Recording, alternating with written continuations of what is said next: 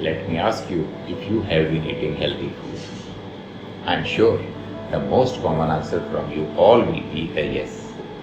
If I further ask you to make a list of at least 10 healthiest food you have been eating or you feel are the best to give you a healthy body, I am again sure that this list will have the names of at least 5 foods or food preparations that you have been eating since your childhood days. We humans have a tendency to believe what we have been eating since childhood or what our predecessors have been eating for the past couple of generations. The taste of such food sits so deep in our memory and subconscious that scientists suggest if you wish to calm down or relax after a stressful event or just start cooking something that your mother used to cook when you were a small child, you don't need to consume the food to get the desirable effect on your mood. As we know, it may not be possible to replicate the taste of the food that your mother used to make in her own simple kitchen using very basic ingredients and a stove emitting a lot of smoke. Just the aroma of food being cooked is sufficient enough to settle your high pulse, restless mind, agitated mood, and a depressed paradigm. The imprint of this memory of food is so deeply ingrained over our brain that it confounds the logic of even doctors and researchers when it comes to choosing the food they eat.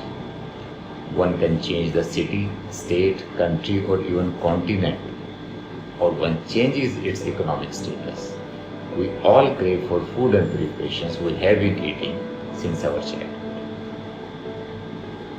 I still remember when one of my close relatives visited me when I was posted at Bangalore. It was year 1999. He is a very wealthy man. When he met me in my house, he told me that it had been more than 15 days since he has left his house in Delhi to come to Karnataka for admission of his son to one of the good professional colleges there. He had visited more than 10 of them and again was planning to visit a couple of more in Bangalore before taking a final decision. I know he has been staying in very good hotels, must be top of the line with good food and comfortable stay. It was dinner time. The food was already laid on the table. We were happy to receive a guest, but were slightly hesitant to offer a simple routine food of dal, chapatis, rice and a preparation of full vegetables to our important guests. I look at my wife, suggesting her to make something special along with it. He sensed. Before we could even invite him to the dining table, he had already pulled a chair and started helping himself with the food. He giggled and looked at us. He did not hesitate to declare that he was there not to meet us, but to eat home-cooked food which he was missing for the past 2 weeks. If I tell someone of my patients to eat what they require for better health, for example nuts, maybe the person was gluten intolerant, I am not surprised when they suddenly come up with an idea of grinding these nuts to make a dough and to make a chapati out of it. The taste and aroma of a chapati is so deeply ingrained that it overshadows the observation on how wheat was damaging the lining of his gut, in his case, to give him many autoimmune diseases.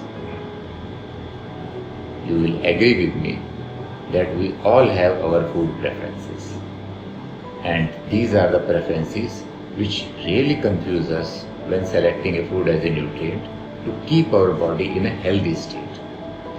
Most of the time, the food we select to eat is not because we know what nutrients we are ingesting, but only because we relish it as a tasty food. Also, many a times, taste enhancers are used to augment the taste of food.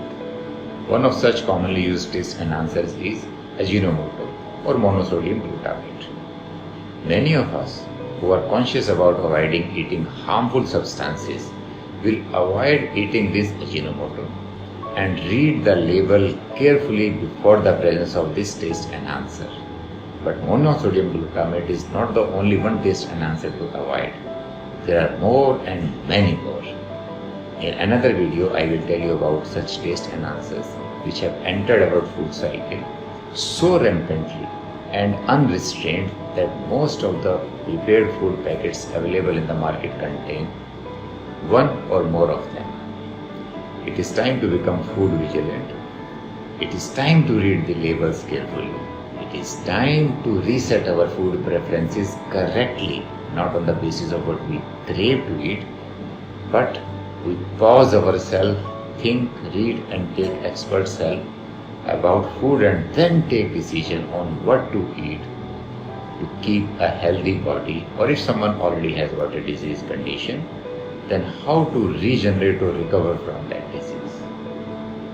I know it may be slightly tricky for all of us who are accustomed to eating a specific food, but then who gets the pearl without plunging into unknown or deeper, unfamiliar waters?